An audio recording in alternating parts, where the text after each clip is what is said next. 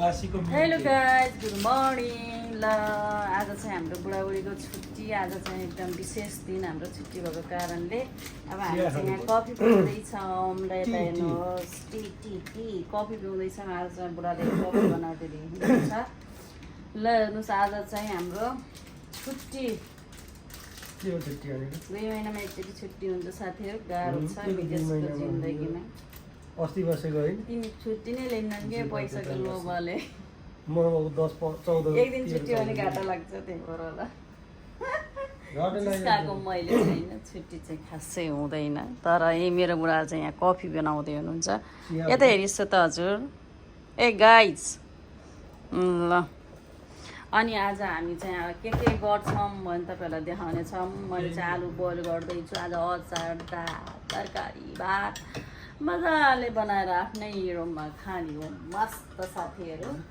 Luxury जिउनुपर्छ life चाहिँ भन्नुहुन्छ यति खानामा सोख यति धेरै खानामा सोख किन होला बोले गर्ने जाँगर छैन फेरि अरूलाई दुःख दिने जाँगर छैन त्यो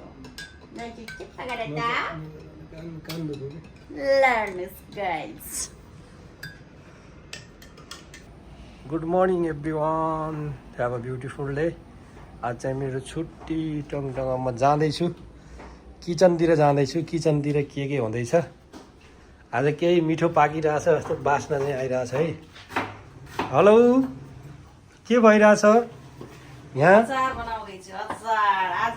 के को अचार हो आमा पसिना आएर मेरो कालीलाई कति काली भइसक्यो नि पसिना आएर के को हो त अचार प्याज काटे हो उता काँक्रा खुर्सानी यहाँ कुकरमा फेरि आलु सिटी लगाएकी छौ तिमीले त अनेक गर्ने भयो त यहाँ कपडा धुन हालिरहेछौ फेरि वासिङ मेसिन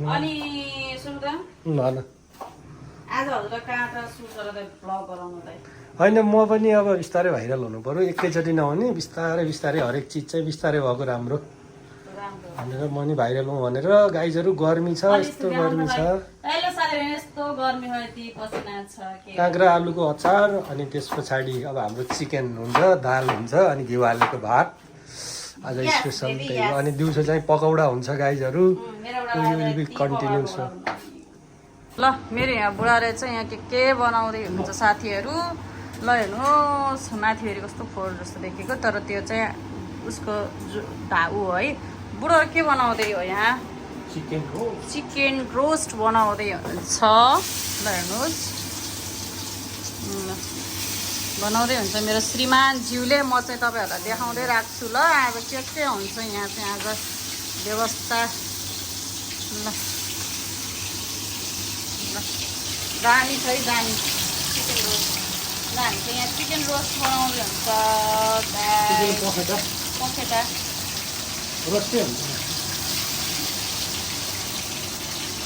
अनि म चाहिँ यहाँ यस्तो गर्मी भयो अघि एउटा कपडा अहिले एउटा कपडा भन्नु होला म चाहिँ यहाँ फेरि गर्मी हो र यो बुढापछि चाहिँ मलाई बोल्नै मलाई पनि यति पातलो यति हल्का छ साथीहरू त्यही भएर म चाहिँ यहाँ भिडियोको लागि यहाँ यसरी बसिरहेको छु यति हल्का छ म अरू कपडा लाउन सक्दिनँ खालि यही नभन्नु होला मेरो यो बुढाको कपडा यति शीतलो छ यति हल्का छ यो कपडा त मेरो लागि एकदम पर्फेक्ट छ ल हेर्नुहोस् म चाहिँ यहाँ फेरि यहाँ पकौडाको लागि अनि म चाहिँ यहाँ पकौडाको लागि पनि यहाँ सामानहरू रेडी बनाउँछु होइन अनि बुढो यता हेर्नुहोस् त के भइरहेछ ल हेर्नुहोस् यहाँ पाक्दैछ म चाहिँ तपाईँहरूलाई देखाउँदै गर्छु के पाकिरहेछ गाइस यहाँ चाहिँ यो चिकन पखेटा पक्दैछ होइन उता के हो अनि यहाँ चाहिँ म पकौडाको लागि चाहिँ यहाँ सामान रेडी बनाउँदैछु के काटेको यो बदला हो यो चाहिँ बन्दा काटे यसमा चाहिँ खुर्सानी पियाज अनि त्यसपछि यो पनि लिएर आएको थिएँ मैले तपाईँमा स्पेसल बनाएको हो कि स्पेसल तपाईँमा अनि यहाँ चाहिँ मैले प्याज कटिङ गरेर साथीहरू पसिना चाहिँ full because this is the summer season outside is so hot sun is so hot that's why we are making food in our home and we stay cold our room and eat and enjoy. Just finish our holiday, guys. Cannot go outside. So hot. अनि मैले चाहिँ हेर्नु यहाँ चाहिँ मजाले उतारेको थिएँ प्याज पनि काटेँ त्यसपछि यस्तो गर्मी छ, यति गर्मी छ तपाईँको केही छोडिदिनु।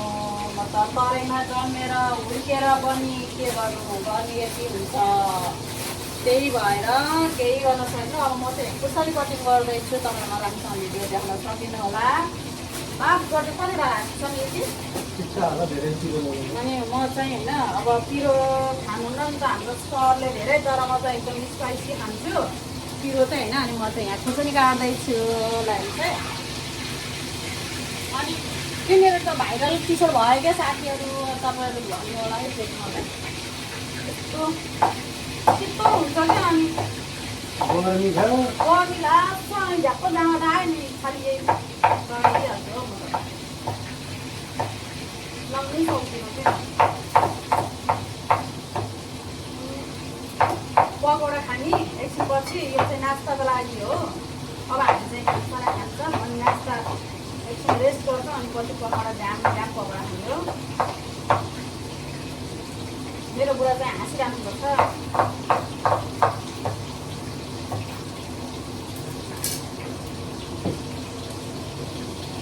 ल हेर्नुहोस्, मैले चाहिँ यहाँ यस्तै पकौडाको लागि यस्तै बनाएको छु। अनि अब पियाज होइन, पियाज काट्नु पर्यो।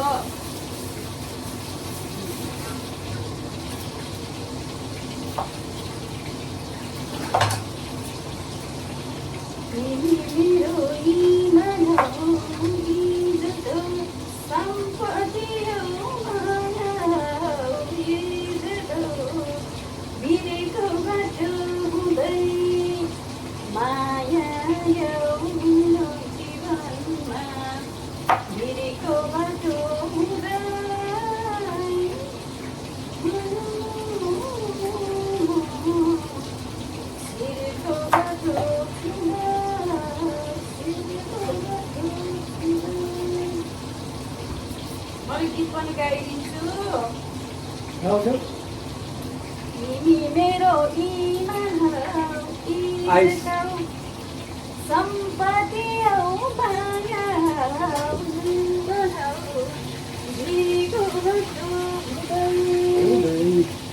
माया यो म एकछिनपछि ढाउँछु। के छ गाइस, के छ? अब म यता यता चिकन रेडी। यता राम्रो कि हामी यस्तो देखाउँ कि गएर यता पकौडाको लागि रेडी भइरह। गाइस गर्मीले अलिकति गाह्रो बनाइरह। ल बनाउनु भयो। Chicken wings roasted पारामा।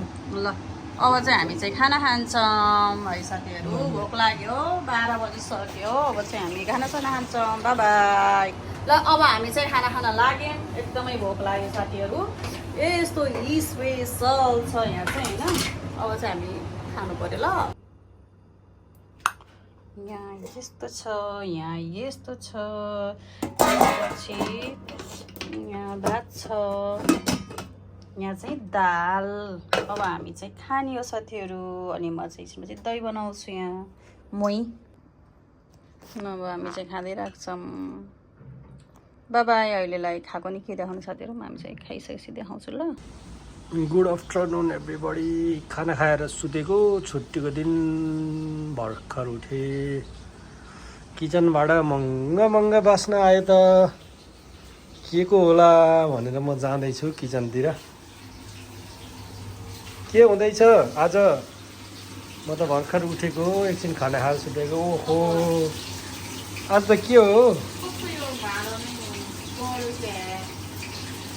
ओहो नि पकौडा हो। पकौडा हो तर यहाँ उ भयो कि यो भाँडै छ के। कति राम्रो भयो त नि। खै बा पकौडा बनाउने मान्छे आज त पकौडा खाएछ नि, यो बिल्कुल अलग छ। वाउ पकौडा थोरै पकौडा खाने भनेर क्या हामीले फेरि।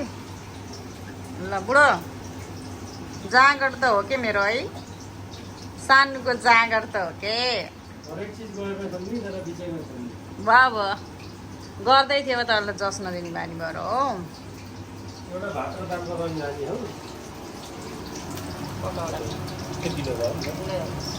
पक्रियो नि त पानीले, त्यही भएर के। पकौडा बनाएँ है मैले चाहिँ पकौडा। मम्मी चाहिँ यता सिसाइडतिर छ, यत्तिकै हावा खाँदै। यता हेर्नु त दिनभरिको झ्याल। गर्मी पश्चात हामी एकछिन शीतल हावा खाऊँ भनेर सिसाइड मजा है आनन्द। आनन्द उहाँबाट बनिन्छ भन्ने आज ग्यालेक्सी एरिनामा फेरि नेपालीले जित्यो। हाम्रो रविन्द्र ढाँटले ग्यालेक्सी एरिना मगाउमा आज फाइटिङमा जितेर युएफसीको च्याम्पियन के अरे सेमी फाइनलमा गयो। यस